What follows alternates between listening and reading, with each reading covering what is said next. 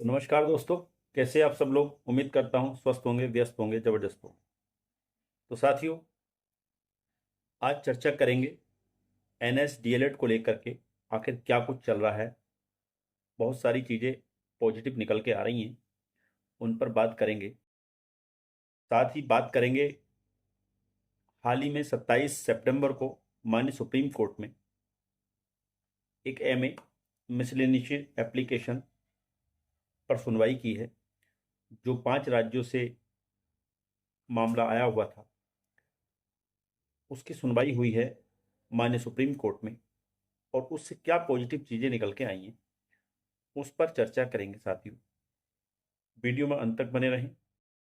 आप सभी साथियों का स्वागत है पहले आपके चैनल गेट सॉल्यूशन में, और उन सभी साथियों से निवेदन रहेगा जो चैनल पर पहली बार विजिट कर रहे हैं, चैनल को सब्सक्राइब कर लें, बेल आइकन को हिट कर लें, ताकि इस संबंध में आने वाली जो अपडेट्स हों या शिक्षा जगत से जुड़ी जो भी जानकारियाँ हों, वो आप तक समय से पहुँचते रहें।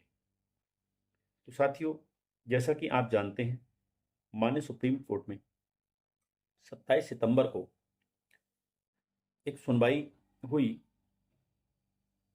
केस को लेकर के, जिसका diary number 34/898/2024, Gurvinder Singh versus union of India. ये केस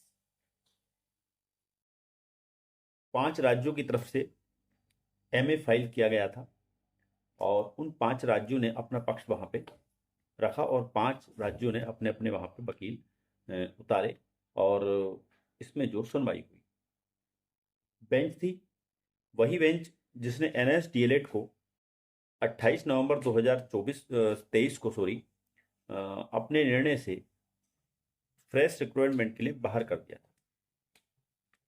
और तब से एनएस डीएलएड सभी राज्यों में जहां जहां भर्तियां निकली, उनसे जो है एनएस वालों को, एनएस डीएलएड जो अभ्यर्थी उनको बाहर रखा गया है। उसी बेंच में मिस्टर गवई जी की, honourable justice B R Gavai, और दूसरे जज उसमें ऑनरेबल के बी विश्वनाथन थे, जिनकी बेंच में ये मामला 27 सितंबर को सुना गया। इसमें प्रे जो की गई कोर्ट से, ये की गई कि जितनी भी यानी जो ऑनगोइंग भर्ती हैं या आने वाली भर्ती हैं, उसमें जो है हमें इंटरिम रिलीफ मिल जाए। यानी कि वहाँ की जो सरकारें हैं, वो भर्तियों में एनएस डीएलएड को कंसीडर कर लें, और जो उसका यानी कि उन वैकेंसीज में कंसीडर कर लें, और उनकी नियुक्ति या उस प्रक्रिया को जो है वो माननीय सुप्रीम कोर्ट के जो आदेश है उसके अधीन कर लें, यानी सब्जेक्ट टू आउटकम कर लें। तो इसमें बी आर गवई जी का जो मामला, यानी कि उनका जो मूड देखा गया, इस मामले को लेकर के जो उनका मूड था, वो एनएस डीएलएड के लिए काफी सॉफ्ट नजर आया। उन्होंने ये स्वीकारा कि ये भी बात आई वहां पे कि ये जो हमारा डिसीजन था 28 नवंबर 2023 का, वो उनको इनवैलिड नहीं किया गया है, जो इन सर्विस लोग थे। इन सर्विस लोगों के लिए वो वन टाइम विंडो प्रोग्राम था, और वहां उनको वैलिड है, वो डिप्लोमा वहां पर वैलिड है इन सर्विस लोगों के लिए, चाहे वो प्राइवेट इंस्टीट्यूशन में पढ़ा रहे थे या गवर्नमेंट इंस्टीट्यूशन में पढ़ा रहे थे।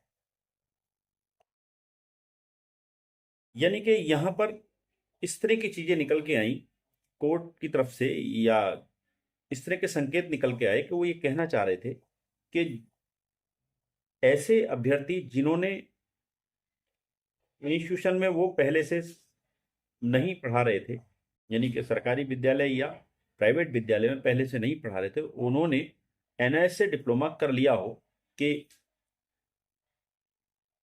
यानी कि पैसे का उपयोग करते हुए, यानी कि स्कूल में अपना केवल फर्जी ब्यौरा दिखा करके किया गया हो, कहने का मतलब ये था। लेकिन जो एक्चुअल में ऐसे शिक्षक जो एक्चुअल में पढ़ा रहे थे 2 साल से 3 साल से, उन लोगों का वैलिड ये डिप्लोमा वैलिड है। कुछ इस तरह के संकेत वहां से निकल के आ रहे थे। तो साथियों, ये बड़ा पॉजिटिव रुख दिखाई दिया बी आर गवई जी का एनएसडीएल वालों को लेकर के।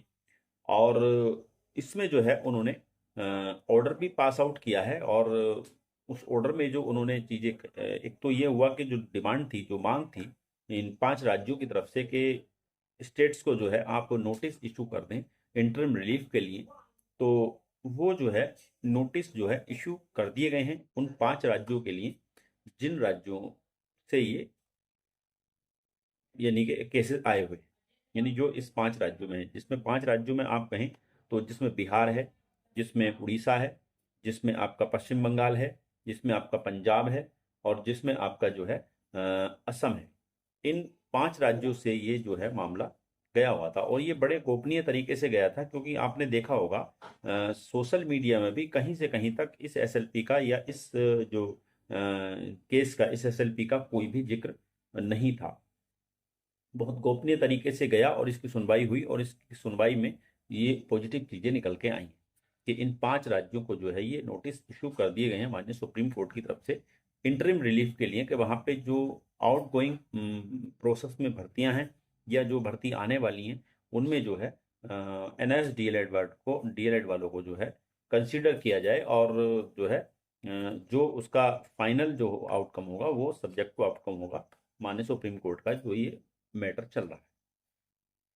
आप ये भी जानते हैं कि विश्वनाथ जी के द्वारा उत्तराखंड से रिव्यू डाला हुआ है और जिसकी सुनवाई काफी लंबे समय से नहीं हो पा रही है और जिसको लेकर के एक एनआईएस डीएलएड साथियों के बीच में जो एक मतलब भ्रम की स्थिति बनी हुई थी।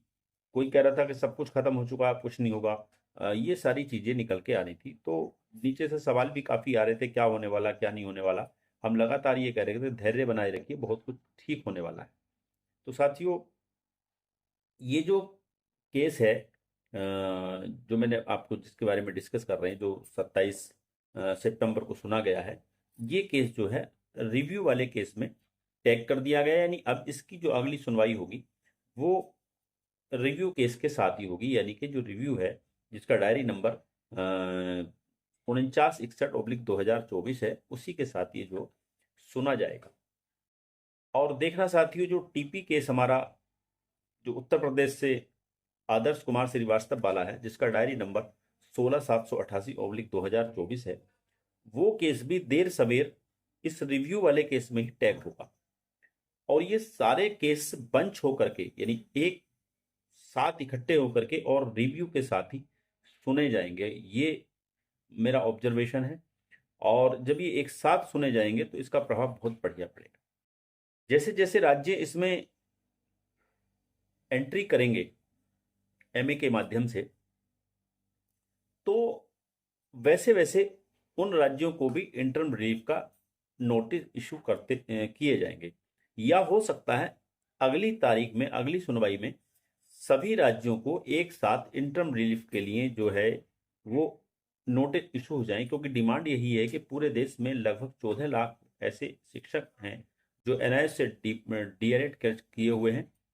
तो उन सब लोगों को एक साथ रिलीफ भी मिल सकती है कि आपके यहाँ जो ऑन गोइंग वैकेंसीज हैं सहायक शिक्षक प्राइमरी के लिए, उनमें जो आपको इंटरिम रिलीफ दिया जाए, अंतरिम राहत दी जाए और आपको जो है उन भर्तियों में कंसीडर किया जाए, ऐसा नोटिस इशू हो सकता है। और वो सारी भर्ती प्रक्रिया को वो जो है सब्जेक्ट टू आउटकम रखा जा सकता है माननीय सुप्रीम कोर्ट के इस केस के अधीन किया जा सकता है। तो ये एक अच्छी न्यूज़ है, पॉजिटिव न्यूज़ है एनएस डीएलएड वालों के लिए। और अभी इसमें बहुत कुछ होना बाकी है साथियों। तो अभी साथ न्यूज़ ये भी निकल के आ रही है कि उत्तराखंड से एक एमए भी लेकर के जाया जा रहा है और वो भी इसी केस में टैग होगा, जिसमें मांग वही रहेगी कि एक तो जो ऑन गोइंग प्रोसेस भर्ती है 2024 वाली, उसमें एनएस डीएलएड को कंसिडर किया जाए और जो पुरानी भर्ती है 2020-21 की, उसकी जो बची हुई भर्ती के जो पद हैं उनमें भी डीएलएड वालों को कंसिडर किया जाए, एनएस डीएलएड वालों। ये इस तरह की मांग। साथ न्यूज ये भी निकल के आ रही है कि उत्तराखंड से एक एमए भी लेकर के जाया जा रहा है और वो भी इसी केस में टैग होगा, जिसमें मांग वही रहेगी कि एक तो जो ऑन गोइंग प्रोसेस भर्ती है 2024 वाली, उसमें एनएस डीएलएड को कंसिडर किया जाए, और जो पुरानी भर्ती है 2020-21 की,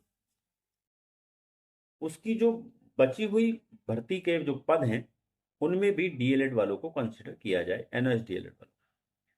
ये इस तरह की मांग।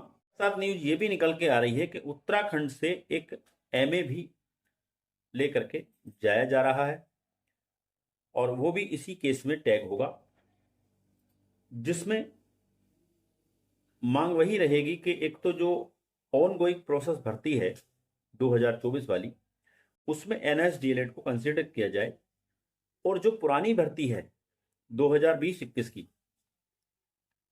उसकी जो बची हुई भर्ती के जो पद हैं उनमें भी डीएलएड वालों को कंसिडर किया जाए, एनएस डीएलएड वालों। ये इस तरह की मांग। आप अगर देखेंगे इस केस की जो डेट दिख रही है, कंप्यूटर जनरेटेड डेट भी, हालांकि ऑर्डर में भी मेंशन है कि 4 सप्ताह बाद इस केस को दोबारा सुना जाएगा।